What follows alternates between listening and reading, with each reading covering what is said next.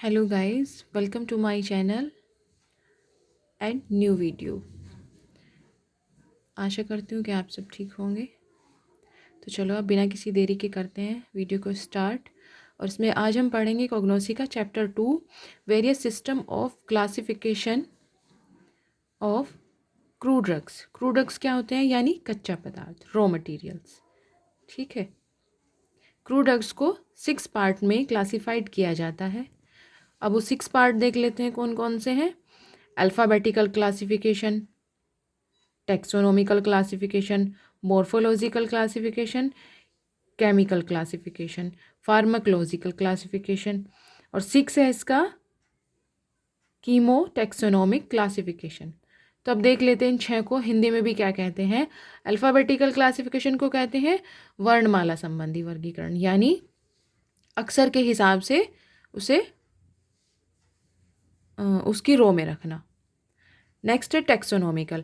इसमें हम पेड़ पौधों और जीव जंतुओं के आधार पर उसे क्लासिफाइड करते हैं। मॉर्फोलॉजिकल क्लासिफिकेशन क्या होता है? रूपात्मक, यानी उसकी आकार, साइज कैसे, ऐसे डिफाइन किया जाता है उसमें।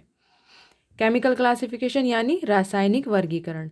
इसमें क्या होता है, जो उसमें महत्वपूर्ण जो एलिमेंट्स होते हैं ना केमिकल्स के, उनके आधार पर। फार्माकोलॉजिकल, ये औषधीय वर्गीकरण, यानी उसमें किस दवा, कौन सी दवा मिलती है और कैसे प्राप्त होती है। नेक्स्ट है इसका कीमोटेक्सोनोमी क्लासिफिकेशन, यानी जैव रसायन वर्गीकरण। ठीक है, अब इन्हें हम डिफाइन करते हैं। अल्फ़ाबेटिकल क्लासिफिकेशन, इसमें क्या होता है, सबसे पहले क्रू ड्रग्स को एकत्र किया जाता है और फिर उसे सुखा लेते हैं। क्या होता है, सबसे पहले क्रू ड्रग्स को इकट्ठा किया जाता है और फिर उसे सुखा लेते हैं। क्रू ड्रग्स को वर्णमाला के आधार पर क्लासिफाइड किया जाता है, यानी उसे उसके नाम और अक्षर के हिसाब से वर्गीकृत किया जाता है। क्रू ड्रग को उसके नाम के अनुसार वर्गीकृत किया जाता है,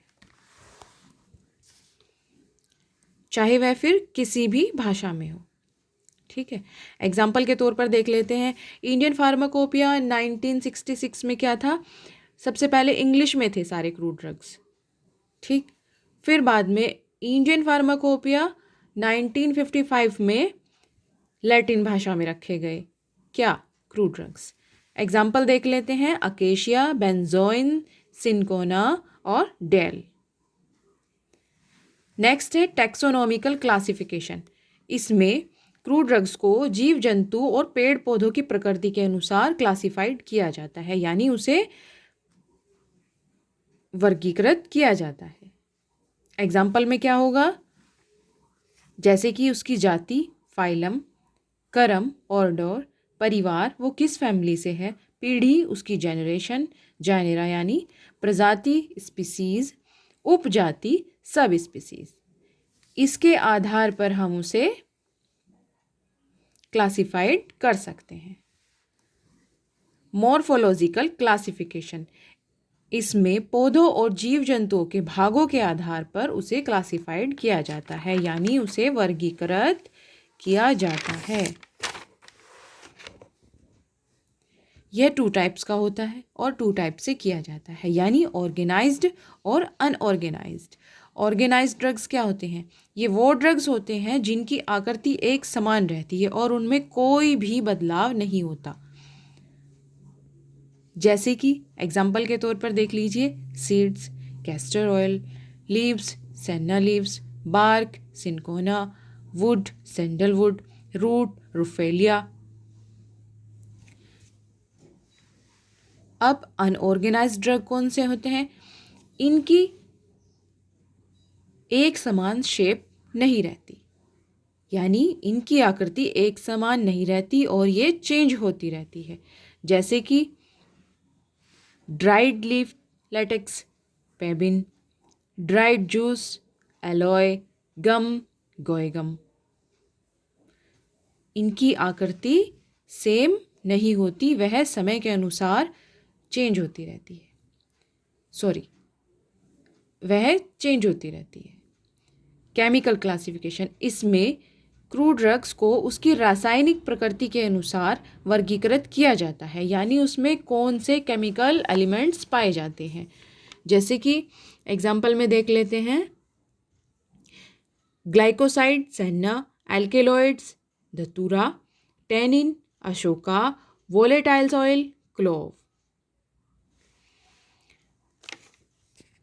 फार्माकोलॉजिकल क्लासिफिकेशन, इस वर्गीकरण में रासायनिक तत्वों में जो महत्वपूर्ण तत्व होते हैं उनके आधार पर उसे क्लासिफाइड किया जाता है, जो कि औषधि के प्रभाव के आधार पर किया जाता है, यानी उसमें कौन कौन सी दवाएं हमें प्राप्त हो सकती हैं।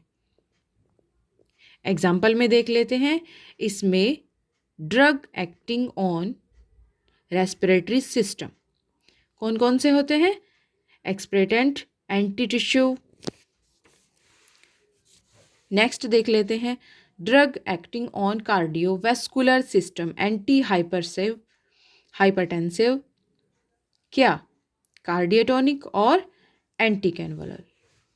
ये हम वैस्कुलर सिस्टम के लिए यूज़ कर सकते हैं।